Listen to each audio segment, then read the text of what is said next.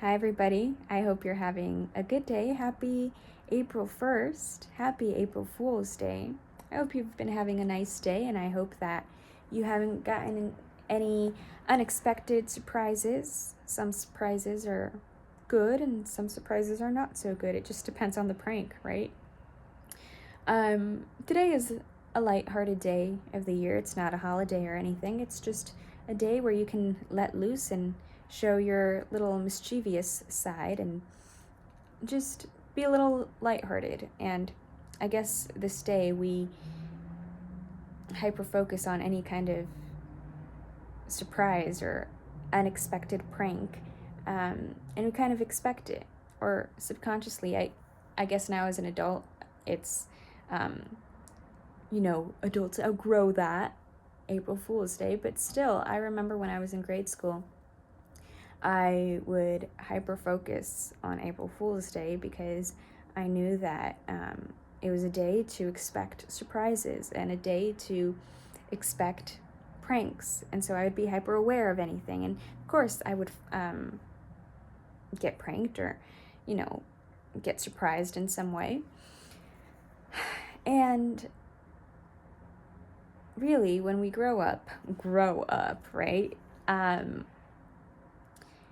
We tend to forget that every day is full of surprises, and it's full of moments of that were unexpected, right? Unexpected moments. I used to be really into the law of attraction, right? I used to be like a follower of that, maybe not a follower, but a believer of that, definitely. And I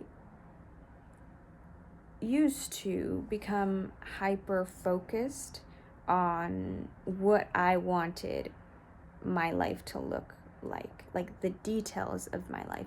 I want this kind of relationship, or I want to travel to this country and have this specific experience, and I would expect certain outcomes, and sometimes I would get pleasantly surprised because maybe I got something that I wasn't expecting, but it was better than what I was expecting, so that was a very pleasant surprise. Or sometimes I would get an outcome that I really didn't want, and I would get disappointed. And in my life, I have experienced much disappointment, but I find it a gift. I find that disappointment has been a gift for my own learning journey. And I'm not saying that I'm not trying to bash the law of attraction. I get the concept. I get what they're like, the basic fundamental tenets, I guess you can say, of the law of attraction. But what I don't agree with is the monetization that happens and just the commercialization that happens, and people like Abraham Hicks, right, that couple. And it's just how, like, the self-help gurus and trying to monetize off of you because you want a certain life, or you want to have this kind of house or this kind of car or this kind of job, this specific person, whatever it is, and you fall into that rabbit hole of expecting. And I can't say I fell into that extreme, but I definitely became attached to many of my desires, and I expected certain outcomes in my life. And like I said, sometimes I'd get pleasantly surprised, and I was glad that the outcome didn't fill my expectations because it was better than what I had expected. And sometimes I would get pleasantly disappointed or unpleasantly disappointed. And I have learned in this life that the real gift is life, and any additional specific moment I get to experience in this life is a bonus. It's the cherry on top. So if I get to travel to a certain country, that's like the bonus, right? That's the cherry on top. But really, the awareness that this moment is the gift is something that I have to constantly remind myself. And I've gotten better over the years, but I think disappointment has really humbled me. And I'm so happy. I mean, I can't say I'm happy, I'm ecstatic for the moments that I have felt disappointment, because yes, it sucks when things don't happen the way you had envisioned and it just goes terribly, and it sucks in the moment. But then, like they say, hindsight is really 20/20, right? I am just so grateful for those lessons, though. I am so grateful for the things that those moments of strife and of struggle taught me. And they led to wonderful surprises. The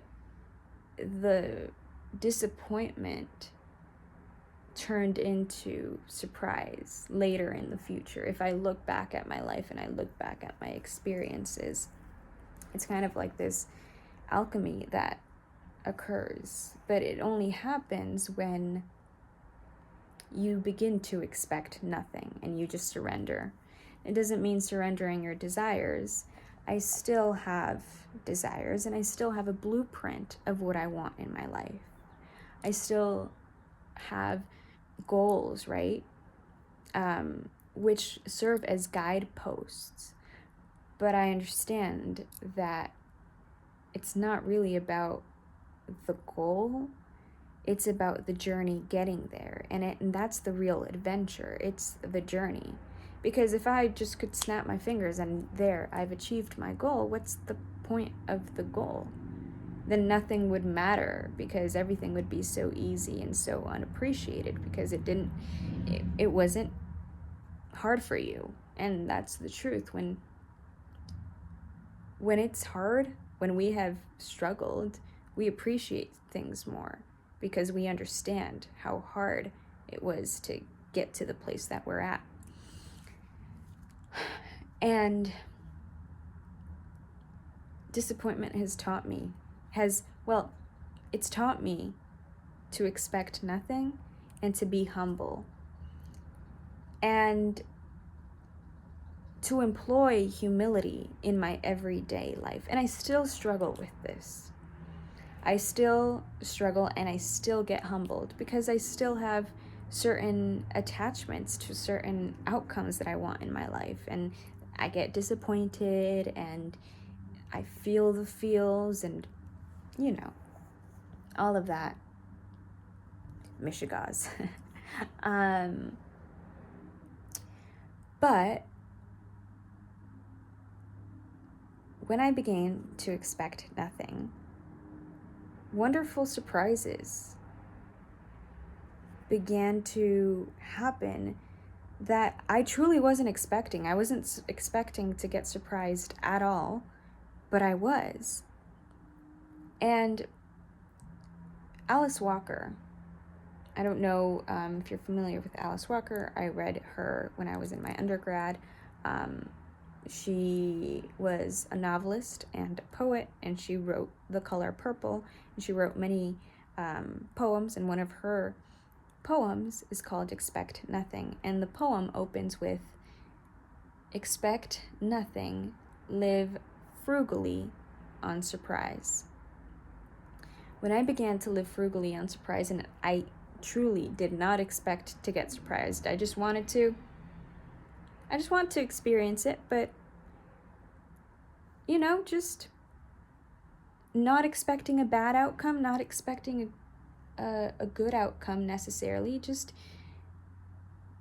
being open to what the moment had to show for me. I can't really express it, articulate it very well, I feel. It's just being open to what the moment has to really show you. Or if you have a certain goal in your life or a certain vision. For me, I have a certain vision of a country that I want to go to, let's say a specific country. I have that vision, and the goal is to go to that specific country, but I'm open to experiencing the surprises that the moment has to show me. Like, I really don't expect nothing. All I expect is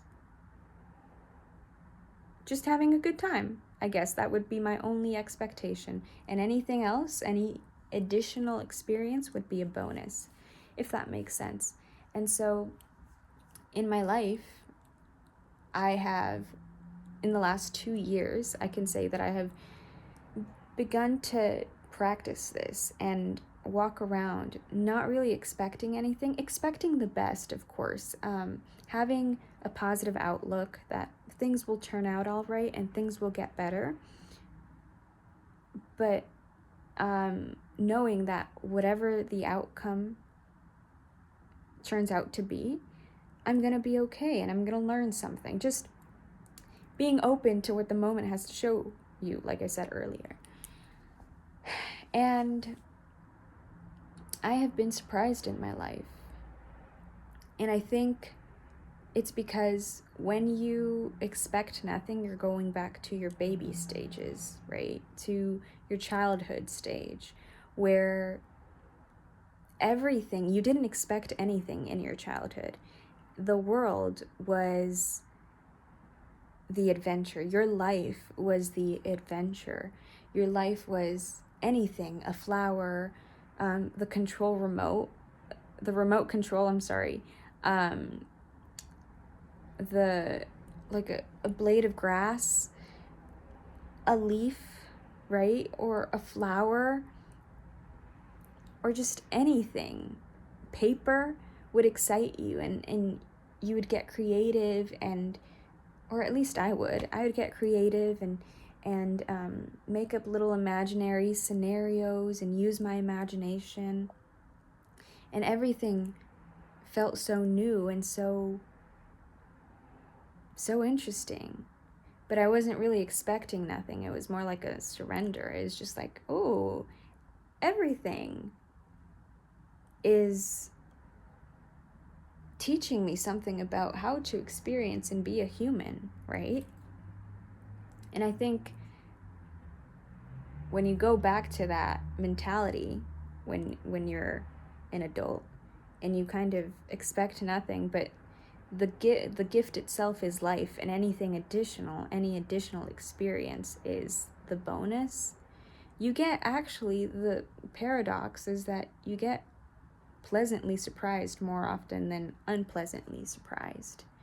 Because first of all, it kind of depends on your proclivity. So if you're a negative person, and you have negative self-talk and just a negative view of life, then you're probably going to experience negative surprises. But if you have a very positive view of life, you're going to experience very good surprises. And it all has to do with the ARS, articulated reticular system, right, that exists in our brain, that anything that you put your mind to, your brain or your subconscious mind finds a way to make that goal happen. But you also kind of surrender that desire and just get pleasantly surprised, or expect it, or I don't know. I'm just a human thinking human things. But I was just sharing my thoughts and how in my life, the last 2 years specifically, I have tried to surrender. And I still get attached to certain shit, like certain outcomes. Like, I want this outcome, or else I'll be miserable kind of mentality. But I've gotten better, and I've come to a point where I can say to some stuff, I can say, okay, the cake, I want this cake. So, for example, traveling to this country, I want to travel to Papua New Guinea. The the the gift would be Papua New Guinea, right? But any additional beautiful experience that I get to live in that country will be a bonus and a cherry on top. I'm not expecting. And so when you walk around like that, like, the gift is life. And so any additional positive experience is the cherry on top. And even the negative experiences teach you something, but it's just a painful process and more uncomfortable. And anyway, just a human doing human things or thinking human things. And they might be wrong sometimes or way off. Oh well, I'll learn my lesson. Who knows if I will, but I'm just thinking away. Peace and love. Bye.